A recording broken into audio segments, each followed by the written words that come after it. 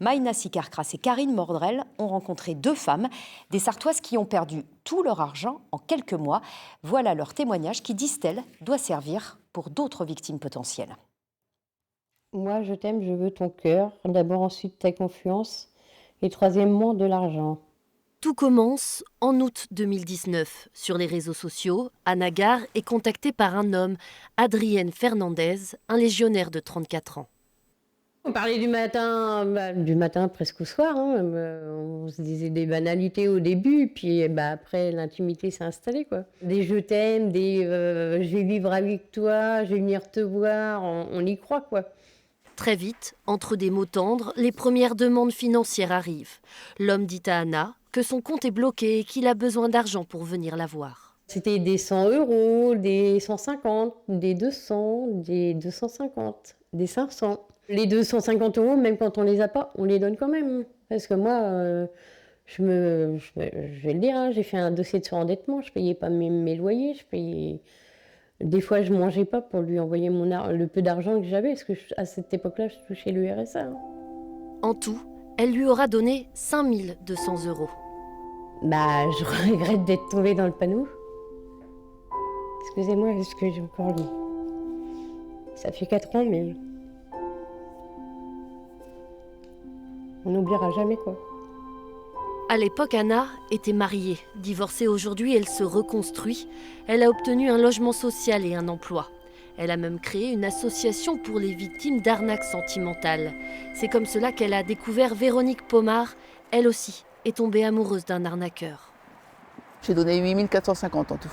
Moi, cet argent-là, j'ai peut-être mis plus de 10 ans à la mettre de côté. Donc oui, ça fait mal. Ça fait mal parce que je lui ai donné 10 ans d'économie. Même procédé, il dit s'appeler Philippe, 59 ans, vendeur d'art à Strasbourg. Après quelques mois de relations virtuelles et des transferts d'argent, Véronique commence à avoir des doutes. Pour me rassurer, le lendemain, il m'a appelé. Il m'a appelé et étonnamment, c'était une voix d'Africain. Je le voyais, je le sentais, je l'entendais, mais je ne voulais pas me l'avouer. Pour moi, ne plus lui parler, c'était mon monde qui allait s'écrouler. Il lui aura fallu 6 mois pour couper les ponts avec cet homme, qui est en réalité un jeune de 24 ans résidant à Abidjan. Véronique a porté plainte et s'est lancée dans l'écriture de son histoire, une manière d'avertir et de prévenir. On a beau être forte, ça peut arriver à tout le monde. Et ça, je le redis, il suffit qu'on soit fragile, hein. Il pénètre dans cette faille et c'est la descente aux enfers. Elles sont tombées amoureuses de mots, de photos, d'une histoire fantasmée et rêvée. Elles ne sont pas seules. Depuis 2019, les plaintes pour les arnaques sentimentales ont explosé.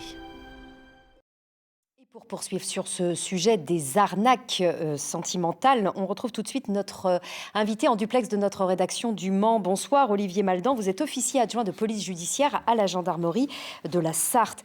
Quel type de profil cible ces cyberprédateurs ? Bonsoir. Alors généralement, ce sont des femmes qui ont entre 50 et 60 ans, qui sont dans un état psychologique faible à ce moment-là, c'est-à-dire qu'elles ont eu des déceptions, elles ont des problèmes dans leur vie, elles souffrent de solitude. Et donc, quand un homme fait mine de s'intéresser à elles vont assez rapidement, malheureusement, se laisser piéger. Alors le mode opératoire, on a l'impression, est un peu toujours le même. Des mots flatteurs, des hommes séduisants qui assez rapidement demandent de l'argent. Et là, vous nous le dites, c'est l'alarme qui doit immédiatement retentir pour ces femmes. Oui, tout à fait. Ce sont des rencontres qui s'effectuent par les réseaux sociaux, par des sites de rencontres. Ce sont des relations qui sont virtuelles. Il n'y a absolument jamais de rencontre physique entre cette femme et ce prince charmant. Et ce sont des conversations qui peuvent durer des mois, voire jusqu'à 1 an, 2 ans. Et à un moment donné, ce fameux prince charmant appelle à l'aide et commence à demander de l'argent. Et effectivement, à partir de ce moment-là, c'est l'alerte et les femmes qui se retrouvent dans cette situation-là doivent impérativement se dire non, amour, ce n'est pas argent, donc manifestement c'est un piège. Et on sait que psychologiquement c'est très difficile, mais il faut interrompre là immédiatement cette relation. Est-ce que ça sert à quelque chose pour ces femmes victimes de porter plainte ? Alors, comme elle le disait dans le reportage, comme le disait votre consoeur, la majorité des délinquants dans ce domaine-là opèrent depuis l'Afrique, depuis le Nigeria, depuis la Côte d'Ivoire.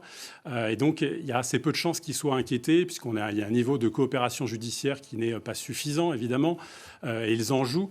Mais oui, c'est utile de déposer plainte pour 2 raisons. La première, c'est qu'elles doivent pouvoir être reconnues aux yeux de tous comme des victimes. Il n'y a absolument aucune honte à déposer plainte, bien au contraire. Ça leur permet aussi de faire cette démarche psychologique, de se reconstruire. Ça fait partie du parcours. Et la deuxième chose, c'est que pour nous, enquêteurs, gendarmes, policiers, ça nous permet aussi d'identifier ces réseaux, de mieux connaître leur fonctionnement et de diffuser des messages de prévention.